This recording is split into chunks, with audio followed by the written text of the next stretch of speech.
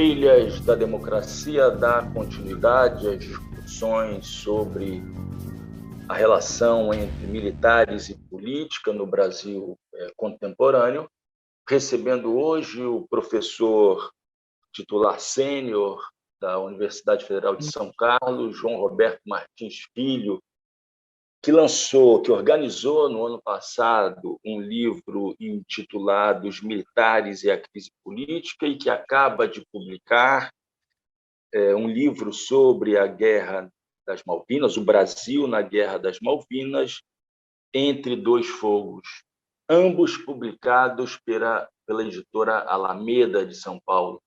João Roberto, seja muito bem-vindo ao Trilhas da Democracia, é um prazer recebê-lo nesse nosso espaço de debate e defesa da democracia e dos direitos humanos. Seja muito bem-vindo, João Roberto. Obrigado, o prazer é meu.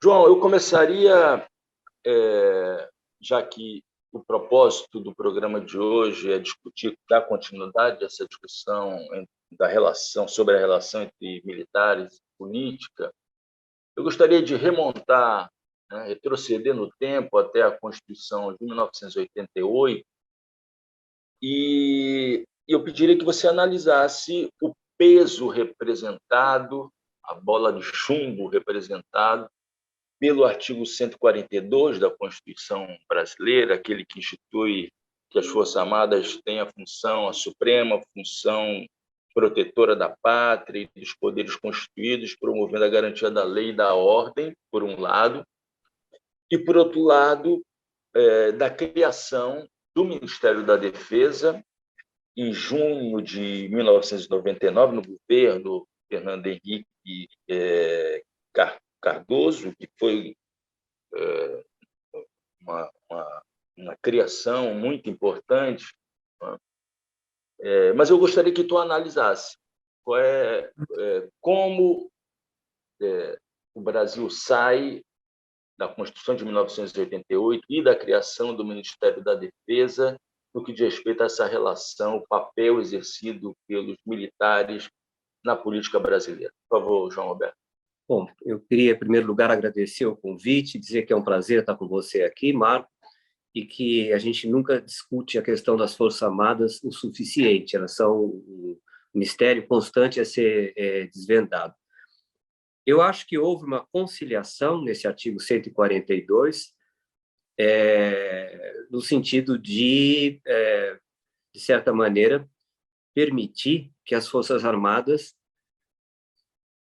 aludam à Constituição para justificar um papel, vamos dizer assim, de último árbitro nas relações civis militares e nos impasses da democracia no Brasil. Evidente que é possível fazer uma leitura otimista do artigo, mas o artigo é ambíguo, né? Quer dizer, o artigo 142 ele acaba deixando que as Forças Armadas digam que isso, eles pensam isso hoje, eles passaram a não ter mais escrúpulo em dizer isso, que eles são a última instância que decide o que pode ou não acontecer com a democracia brasileira. Isso, então, essa ambiguidade, é evidente que as forças democráticas tentam dizer que o artigo é claro, não é? Nós, acadêmicos, tentamos mostrar que o artigo é ambíguo, né? Mas essa ambiguidade do artigo ela acabou fazendo com que surgisse uma cultura militar que diz que, em última instância, as Forças Armadas vão intervir no processo político. Ou seja, depende um pouco da sua leitura, otimista ou pessimista, esse artigo 142. Como a democracia vinha sem percalços, né? Mesmo passou pelo governo Collor sem percalços, e houve um avanço sobre prerrogativas militares no governo Collor, interessante, né? Um governo de direita, mas ele avançou sobre algumas prerrogativas, diminuiu o número de ministérios militares, né? E depois disso houve uma lenta evolução durante o governo Itamar Franco foi mais ou menos neutro, mas havia um projeto do governo Fernando Henrique de criação do Ministério da Defesa, e eu mesmo vi aqui reuniões de militares aqui públicas, né, discussões em São Paulo, e até pouco tempo antes, eles achavam que de maneira nenhuma seria criado o Ministério da Defesa, né? O Ministério da Defesa foi um avanço, evidente que nunca se pensou que ele poderia ser ocupado por militares, né? Porque senão, para que criar então o Ministério da Defesa se não é para colocar o controle civil, não é isso? Ele, depois de criado o Ministério da Defesa, ele passou por, eu analisei isso em vários momentos, quer dizer, ele passou por uma série de percalços, né? Mas a gente realmente não previa que fosse acontecer o que aconteceu a partir do ano eleitoral, né? Que acabou resultando na eleição do Bolsonaro. Nós não podemos nunca afirmar com certeza, mas parece que uma volta pura e simples a uma forma ditatorial está descartado, né? O país é muito mais complexo do que em 1964, mas, por outro lado, embora eu, com quase todos os pesquisadores, a gente visse o processo como um processo lentamente evolutivo, né, de controle civil sobre os militares, mas eu escrevi um artigo sobre o governo Fernando Henrique Cardoso, o governo Lula e os militares, né? Escrevi bastante sobre o governo Fernando Henrique também, mas o governo Lula e os militares, aonde eu trabalhei com as contradições desse controle civil. Basta dizer que o primeiro-ministro civil foi defenestrado um pouco tempo depois, um ano e pouco depois que ele ocupou o cargo por um conflito, né, com o comandante do Exército. Houve evidente que com essa medida eles o Lula acabou nomeando o seu vice, né, para ser, mas ele pouco ligava para esse assunto, e ele logo depois saiu. E aí, como houve uma crise, né, causada por um acidente aéreo, o Lula acabou colocando uma pessoa que tinha mais vocação para esse cargo, que foi o Nelson Jobim, né? Houve uma lenta evolução no sentido do controle dos militares, né? Mas havia uma evolução. Na época, nós tínhamos o pesquisador, que é o Zaverucha, aí na Universidade Federal de Pernambuco, ele era muito mais pessimista do que eu. Eu via aquele processo como um processo muito demorado de controle civil, mas, né, nunca me passou pela cabeça que militares iam voltar a comandar o Ministério da Defesa, não é? Havia uma série de contradições, mas a coisa, alguns eram otimistas, outros pessimistas com relação a essa evolução das relações civis militares, mas o que a gente via é que estava havendo uma lenta evolução, quer dizer, que a coisa estava se resolvendo. Mas a partir do final a partir da criação da Comissão Nacional da Verdade, a coisa mudou, não é? E acabou desembocando no governo Bolsonaro, embora eu, sem querer antecipar, mas eu acho que no final de 2004, né, quando a Dilma foi reeleita, nós não tínhamos... não, foi eleita no final de... 2010. 2010, exato. No final do governo primeiro governo da Dilma, com a publicação do relatório da Comissão Nacional da Verdade, eu confesso para você que, inclusive, numa palestra que eu fiz na Comissão Nacional da Verdade, eu confesso para você que eu não esperava o que acabou acontecendo. E não só eu, muitos dos colegas que trabalham com esse tema, nós estamos organizados numa associação, né, de estudos de defesa, nós não prevíamos o pior cenário, que foi pior do que isso, só mesmo um golpe de Estado, né? Mas essa volta dos militares como uma das forças importantes do governo Bolsonaro. Eu não considero que eles são o governo Bolsonaro, tá? E também não considero que o Bolsonaro é um epifenômeno do poder militar. Eu acho que o Bolsonaro é uma figura atuante e que a presença do Bolsonaro é fundamental no quadro político atual, tá certo? Mas, de qualquer modo, o que nós temos é que, durante um bom período, nós ficamos discutindo aí os limites do controle civil, mas nós achávamos que o controle civil lentamente estava se implantando, Tá? Havia os mais pessimistas, mas a grande maioria dos pesquisadores, inclusive com a Associação Brasileira de Estudos de Defesa, nós discutimos ali, havia algumas tensões, havia alguns arranca-rabos ali entre militares e civis, mas eu mesmo, que fui presidente da associação, contei sempre com um colega que era militar na diretoria, né? Tinha 7 pessoas na diretoria, um sempre era militar. Nós realmente não previmos que a coisa fosse ir para o lado que ela foi, não é? Embora eu diga o seguinte, quer dizer, que o Bolsonaro foi aceito para a formatura da AMAN no final de 2014, certo? Acho que a data agora está certa.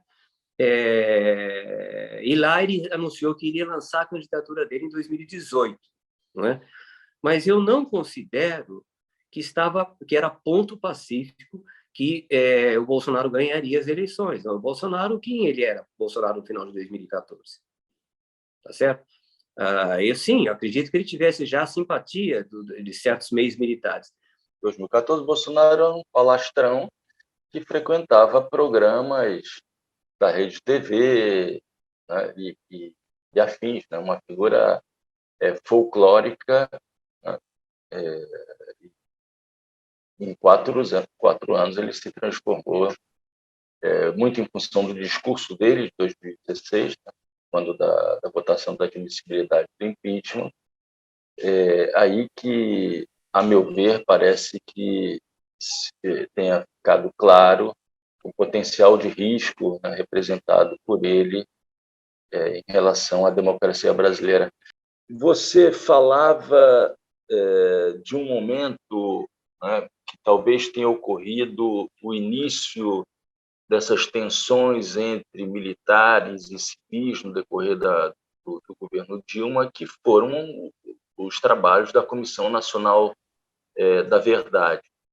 Eu acrescentaria, né, eu gostaria que você aprofundasse, né, essa localização, né, da importância da Comissão Nacional de Verdade nos crescentes atritos entre poder civil e poder militar, mas gostaria de acrescentar, né, 2 informações que estão contidas no livro que você organizou, então, na própria apresentação do livro, né, sobre os militares e a crise brasileira. A primeira, né, sobre os generais que participaram da MINUSTAH, da missão brasileira da ONU em Porto Príncipe, no Haiti, né, e que, em 2019, passaram a ocupar postos de comando no governo Bolsonaro. Eu vou citá-los aqui, realmente: o general Heleno, o general Santos Cruz, Edson Pujol, Luiz Eduardo Ramos, Ajax Porto Pinheiro e Fernando Azevedo e Silva. O artigo é de Adriana Marques. E a segunda informação do artigo do coronel da reserva, Marcelo Pimentel, que foi entrevistado na semana passada no Progresso da Democracia, de que dos 17 participantes da reunião do Alto Comando do Exército em 5 de fevereiro de 2016, apenas 2 não ocuparam postos políticos a partir de 2019, ou seja, no governo Bolsonaro. Eu te pediria, João Roberto, então, que enfocasse a importância, né, desses acontecimentos como expressão já da crescente interferência dos militares na política, né? Ou seja, um período em que foi se pavimentando o retorno dos militares à política. Por favor, João Roberto. E é interessante a gente notar que isso se deu durante o governo Dilma, não é? Houve todas essas...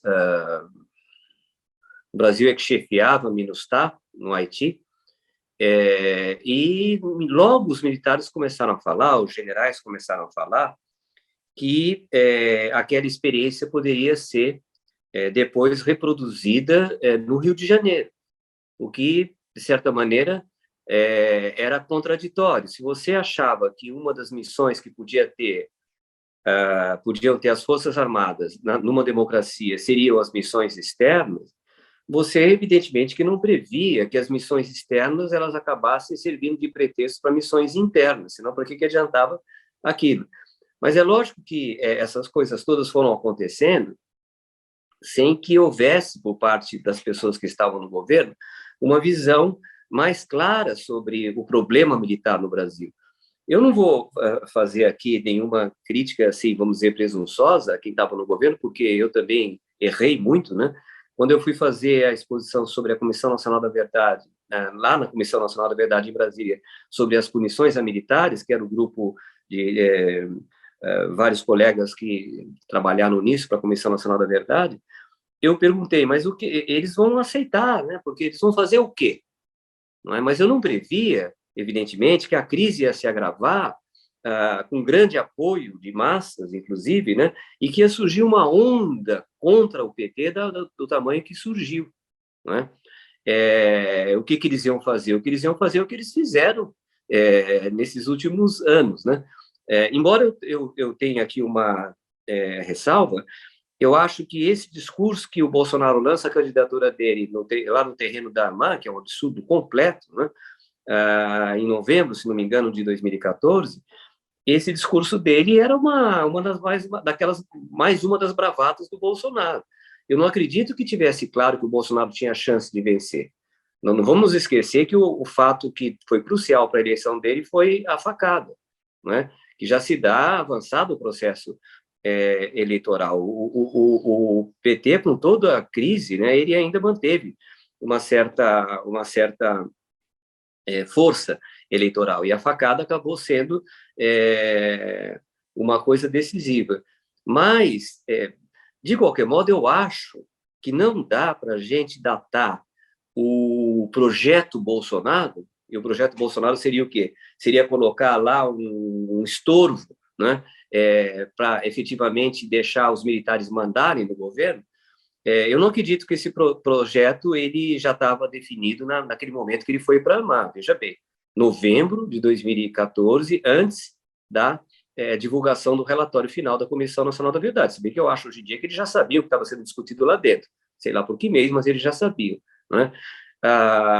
Então, realmente, os militares tinham decidido que tinha que terminar o governo Dilma, depois da publicação do relatório. Você deve se lembrar que, na época, ela tinha um certo, vamos dizer assim, uma certa resistência a criar um problema com os militares por causa da Comissão Nacional da Verdade, mas ela foi até o fim.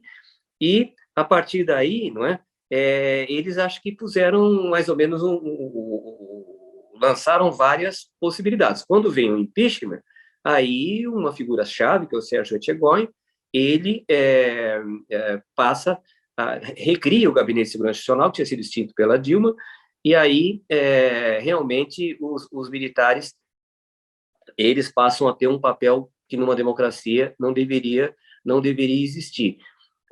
Mas, veja bem, isso acontece, mas nós não sabíamos ainda se o Bolsonaro ia emplacar ou não. É fácil fazer história quando você fala que, dado com os dados que você tem hoje, você adivinha as coisas lá para trás. Eu acho que a campanha começou, você lembra disso, num cenário de incerteza, principalmente porque nós não sabíamos se o Lula ia ser afastado ou não. Quando o Lula é afastado, aí realmente abre-se o caminho para o Bolsonaro, mas não foi tão fácil assim. Até o momento da facada, né, ela não foi tão fácil assim. Depois, sim, é que aí houve uma onda, né, também com tudo aquilo que foi feito de propaganda naqueles anos, houve uma onda muito grande que acabou resultando na eleição do Bolsonaro. Mas eu acho que, a não ser que nós achemos que os militares tiveram o poder de não só escolher o Bolsonaro como alternativa, como de influenciar o resultado de uma eleição que foi decidida por mais de 45 milhões de votos, isso, para mim, não é uma supervalorização do papel dos militares, né? Eu acho que os militares eles navegaram essa onda Bolsonaro, que foi construída por vários agentes, né? Entre outros pelo judiciário, tá? E pela imprensa. A não ser que você comece a valorizar os militares além inclusive, negativamente que seja, além da importância que eles efetivamente tiveram. Houve, sim, uma adesão cada vez maior durante o ano da eleição, né, 2018, mas não me parece que os militares teriam meios de eleger o Bolsonaro. Foram várias forças, foi um conjunto de forças, né? Nós temos vamos dizer, os proprietários rurais, nós temos os evangélicos, nós temos as polícias, nós temos toda uma classe média que passa a militar radicalmente na política contra o PT, não é? Nós temos a demonização do PT. Esse movimento foi um movimento amplo, quer dizer, não foi um movimento que um grupo de militares teria capacidade de controlar, né? Como se fosse um agente fora, né, capaz de controlar o que os outros agentes vão fazer. Agora, é evidente que foi uma das forças fundamentais, né, na escolha da candidatura e depois na eleição do Bolsonaro. Mas eu não acho, desde o início eu vou deixar bastante claro, que os militares são, vamos dizer, a última instância de decisão no governo Bolsonaro. Eu acho que eles tiveram uma trajetória atribulada no governo Bolsonaro. Basta mencionar, antes de terminar o primeiro semestre do governo, o afastamento do general Santos Cruz. Eu não acho que estava em nenhum plano isso, tá? Realmente não acho. João, deixa eu te fazer uma pergunta e te pediria para ser breve na resposta, porque, na verdade, é um parênteses que eu abro aqui. Te parece que a experiência da missão da ONU chefiada pelo Brasil em Porto Príncipe, no Haiti, para além de representar uma valorização, né, das Forças Armadas brasileiras, também foi um ensaio das políticas de contenção da miséria, da pobreza, que depois seriam levadas a cabo no Brasil, particularmente no estado do Rio de Janeiro? Ou seja, aquilo que aconteceu em Porto Príncipe depois foi replicado e vem sendo replicado com mais força, com mais ênfase na atualidade? Sim, quer dizer, eu acho, não há dúvida, se você quer uma resposta curta, quer dizer, não há dúvida que aquela experiência no Rio de Janeiro, ela foi chave, né? E que esses militares, todos pode-se dizer que estiveram no Haiti, depois tiveram algum grau de participação nesse projeto, alguns brigaram cedo com o Bolsonaro e assim por diante, mas eu acho que sim, eu acho que houve uma ligação direta entre o empoderamento dos militares no governo Dilma, principalmente lá no Haiti, e depois disso a força com que eles entraram como um dos pilares da eleição do Bolsonaro. Mas você sabe, os militares não têm capacidade de fazer o povo votar, né? Isso em quem o povo vai votar, a imprensa tem muito mais capacidade de influenciar isso, né? E houve toda uma campanha a favor da Lava Jato, etc. e tal. Mas eu acho que os militares são um dos pilares do governo Bolsonaro, mas eu não acho que eles controlam o Bolsonaro. Eu sei que isso pode parecer uma heresia, mas eu acho que o Bolsonaro é incontrolável. E ainda mais curta a resposta, né?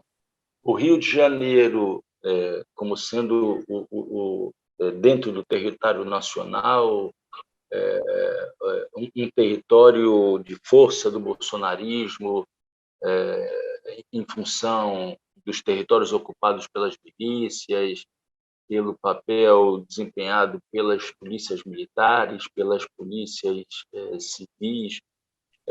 Me corrija se eu estiver enganado, é o estado que concentra o maior número de militares no Brasil. Todos esses elementos eles ajudam a entender o porquê da força de Bolsonaro no Rio de Janeiro.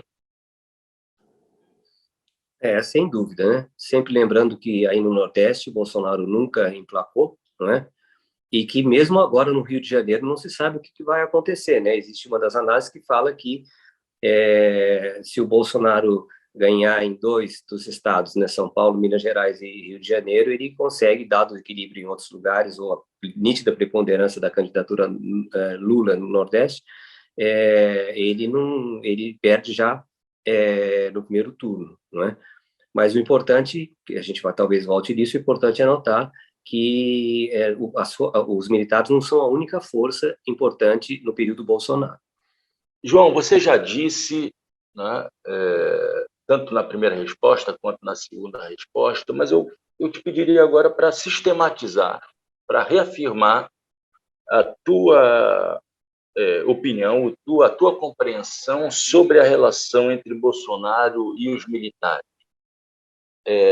A ideia de que foi uma ideia defendida, é uma ideia defendida pelo Marcelo Pimentel, né? De que existe, na verdade, uma relação em que Bolsonaro representa um peão, o peão do jogo do xadrez, uma marionete, quando, na verdade, quem manda é o Partido Militar, quem manda são esses 5 generais, Vilas Boas, Heleno, Braga Neto, Ramos e Paulo Sérgio. Agora, eu gostaria que você reafirmasse isso, desenvolvesse ainda mais, acrescentando um elemento, né? Ainda que seja um peão, né? Ele não te parece que ele é o peão certo para colocar em xeque-mate a democracia brasileira?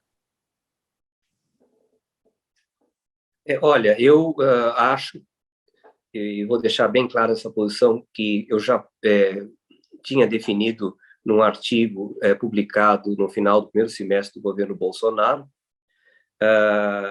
que eu acho que não são fictícias as contradições entre Bolsonaro e os generais, eu acho que elas existem, tá? E eu queria também deixar claro que eu acho que não é apenas o governo Bolsonaro, ele tem um elemento personalista muito forte, como é a característica dos fascismos, tá certo? E ele se apoia em vários setores sociais. Talvez o fundamental sejam os militares. Mas a visão de que o bolsonarismo não existe, eu não compartilho com ela. Eu acho que existe o bolsonarismo. Existe, esse bolsonarismo pode dar numa coisa que nem deu no Congresso americano. Sorte que já aconteceu aquela coisa no Congresso para os brasileiros, sorte para a gente, não para eles, porque a gente já sabe o que pode acontecer.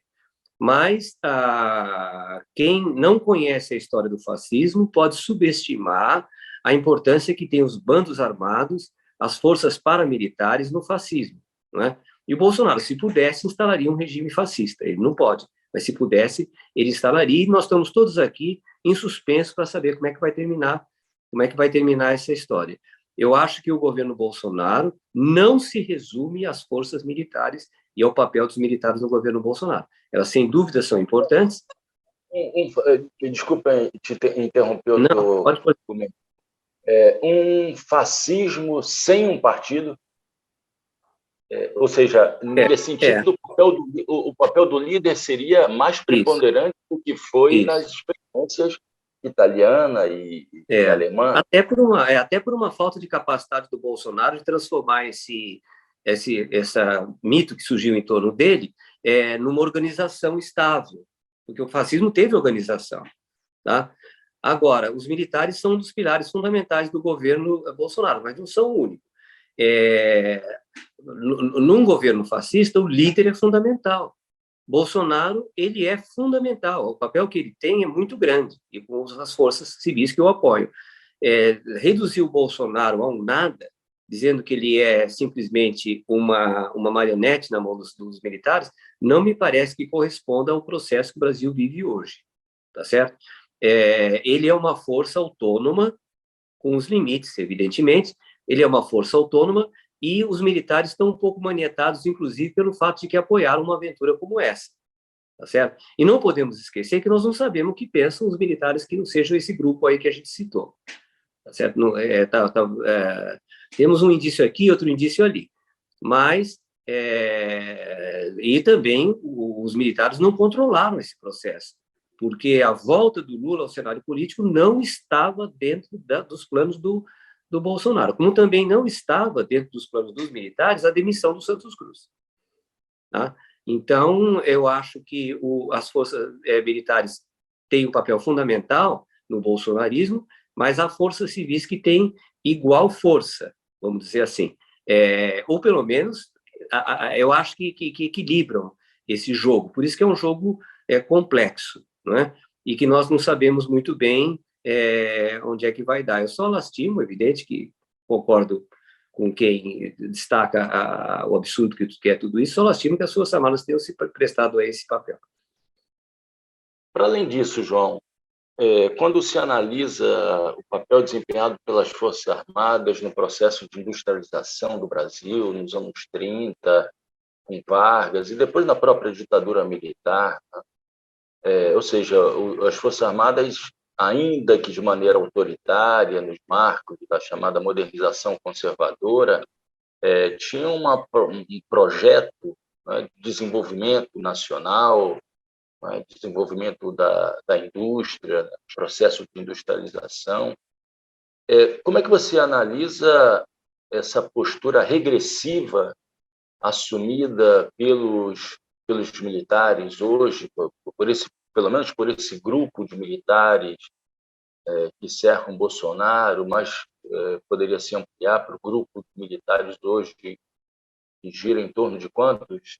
6.000, 7.000, não se sabe, pelo menos eu não sei ao certo o número, né, que ocuparam cargos nos escalões da República Brasileira, do Poder Executivo, né? Uhum. Como é que você analisa, como se faz para compreender essa passagem de uma postura autoritária, tecnocrática, porém modernizadora, né, para uma postura tão regressiva e conivente, se não patrocinadora, da destruição do Estado brasileiro, da destruição da indústria brasileira? Eu também tive muita dificuldade, porque eu analisava as Forças Armadas no período em que o discurso das Forças Armadas se radicalizou para um certo nacionalismo diante da ascensão dos Estados Unidos como única potência de um mundo unipolar, não é? Mas pelo que falam aí esses generais todos que a gente ouve, não são muitos, né? Eu acho que isso daí já era. Quer dizer, hoje em dia existe esse documento aí que foi divulgado recentemente, ele mostra isso. Quer dizer, existe hoje em dia uma ampla adesão a um projeto neoliberal, aonde não existe mais qualquer veleidade de nacionalismo no estilo antigo. Em relação a algo que é colocado, né, sobre o risco representado por Bolsonaro à democracia brasileira, o fato dessa conjunção entre territórios controlados por milícias, aparatos policiais, militares, civis, e concentração de militares, se reduzir ao estado do Rio de Janeiro, ou seja, uma realidade que não tem ainda capacidade de se difundir e se capilarizar por outros estados da federação. Dizendo de outra maneira, aquele ambiente do Rio de Janeiro ele não é reproduzido em outros espaços da federação. Esse argumento te convence? Esse argumento serve de acalento para aqueles que defendem, como nós, a manutenção da democracia política, do Estado democrático de direito? Bom, no momento o Lula está ganhando, inclusive no Rio de Janeiro, não é? Eu acho que, evidentemente, que eu não apostaria todas as minhas fichas numa solução democrática para a nossa crise atual. Eu acho que nós temos que prender um pouco a respiração para ver o que vai acontecer. Mas tudo indica que pode a democracia continuar, ser retomada, mas que pode haver alguma violência no meio desse caminho, né? Eu não sei o que Bolsonaro vai falar agora nesse tal fatídico dia 7 de setembro, né?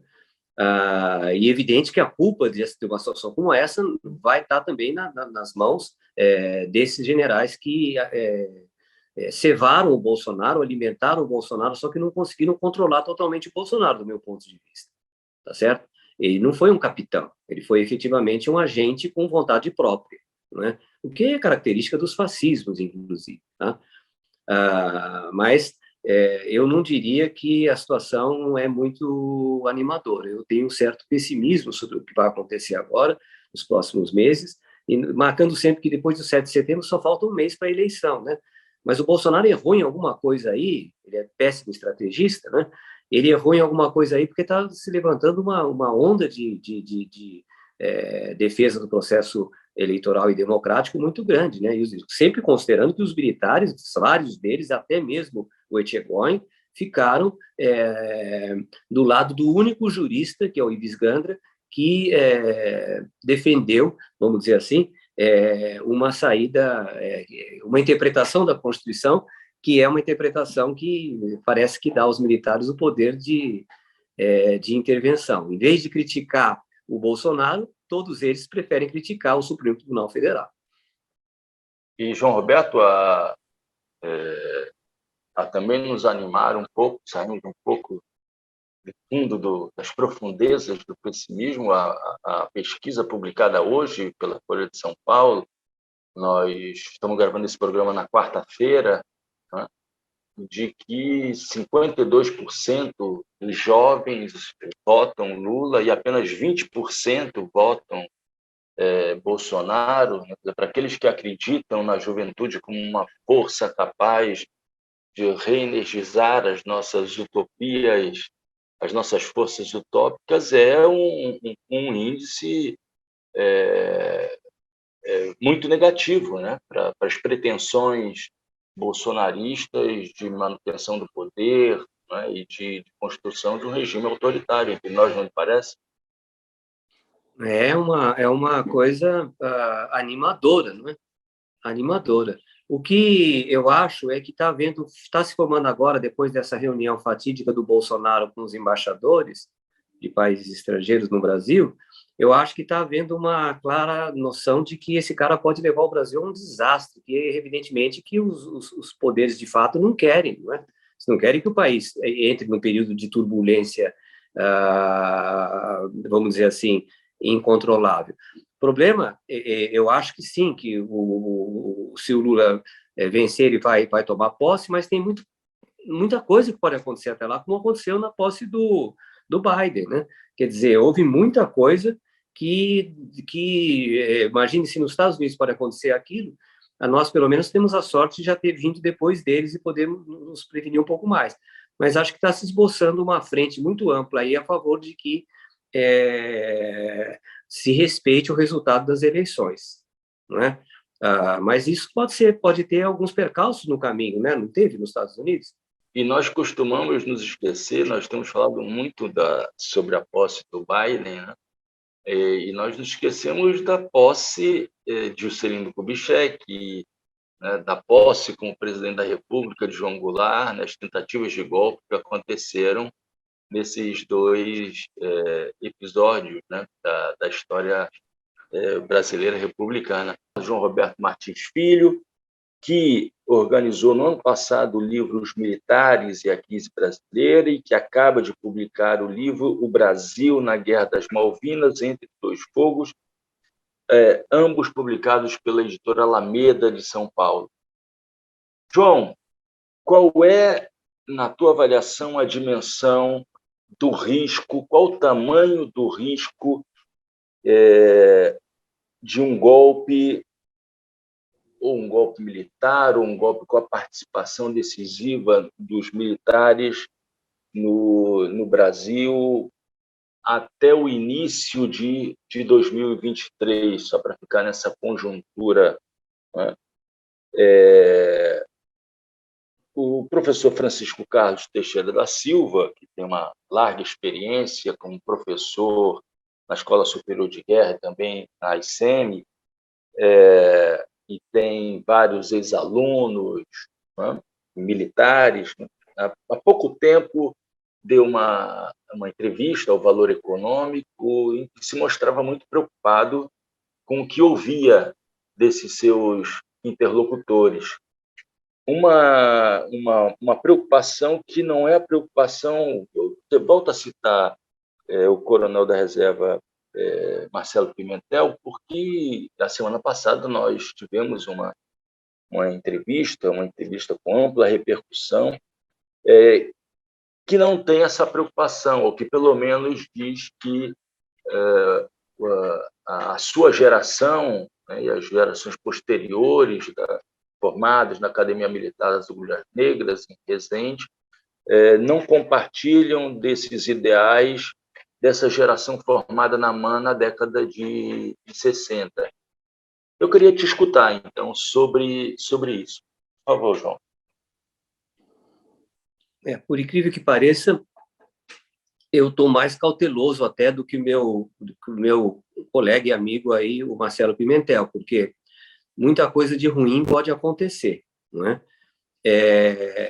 Como aconteceu, por exemplo, na democracia que a gente considerava a mais sólida, né, e antiga, com a invasão do Congresso, não é? Eu acho que nessa altura nós não vamos pecar por otimismo, prefiro pecar por pessimismo, né? Não existe entre os pesquisadores que estão há muito tempo trabalhando com esse tema qualquer tipo de otimismo com relação ao que pode acontecer nesses próximos meses.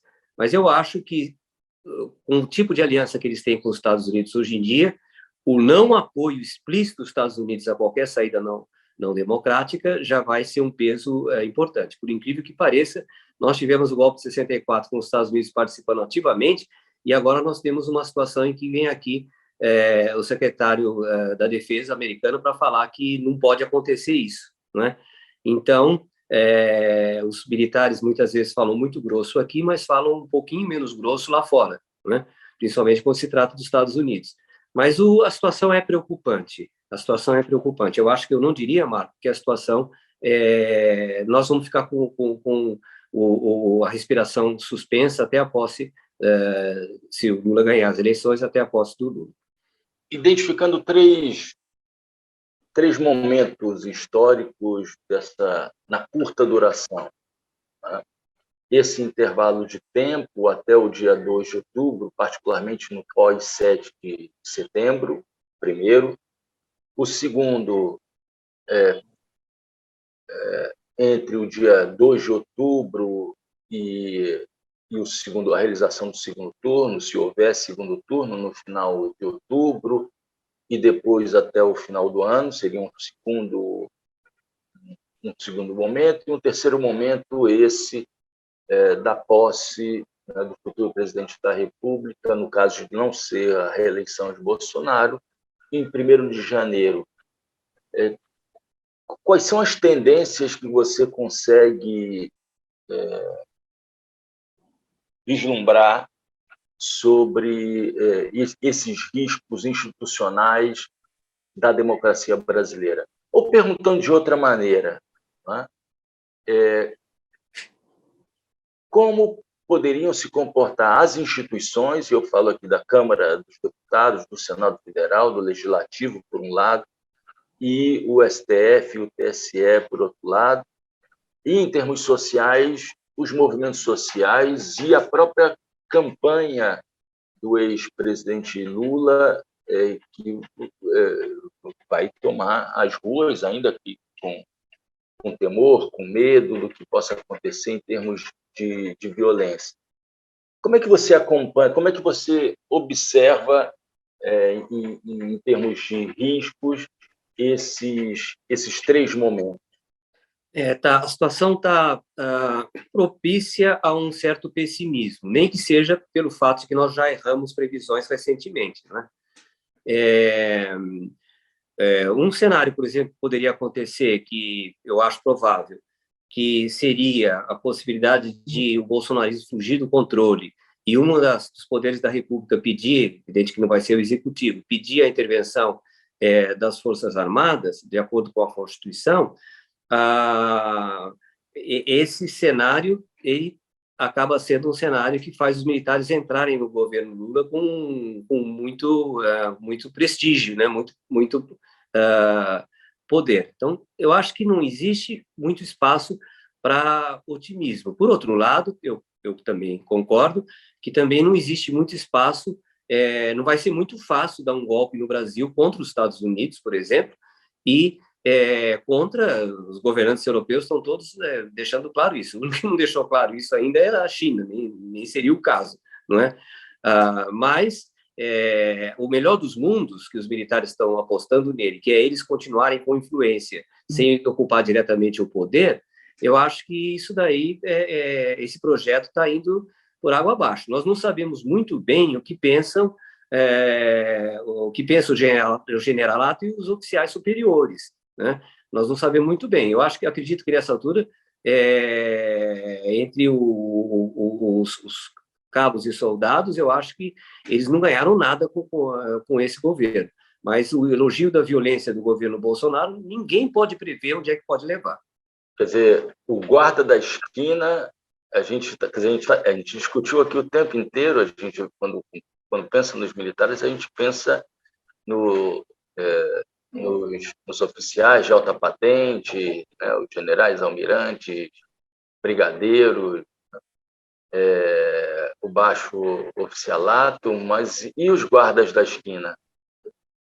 Pois é. Será que os guardas da esquina não vêm recebendo uma carta branca para agir da forma tradicionalmente violenta, como fazem no Brasil? É atemorizador pensar o potencial de violência que nós temos no Brasil, né? Estão jogando com isso. O Bolsonaro falou: vocês sabem o que fazer, que é uma mensagem realmente está muito, muito tardia já, uma manifestação do comando das três forças de que certos limites não serão passados, não é? Mas até agora eu prefiro ser pessimista e depois ficar contente do que de novo ser otimista e ficar decepcionado. João Roberto Martins Filho, professor de Ciência Política, titular sênior da Universidade Federal de São Carlos. Muito obrigado, João, por essa entrevista. Nos encontraremos em outras situações, oxalá numa conjuntura em que nós consigamos ser otimistas, nem que seja o otimismo da vontade, né? E que esse nosso pessimismo não se transforme em resignação. Muito obrigado, João. Muito obrigado. Eu agradeço muito, Marco, pela sua condução da entrevista. E vamos lá, vamos esperar que a nossa análise ajude a entender melhor o que está acontecendo aí. O Trilhas da Democracia fica aqui, sempre debatendo temas relativos à defesa da democracia e dos direitos humanos. Até a próxima semana.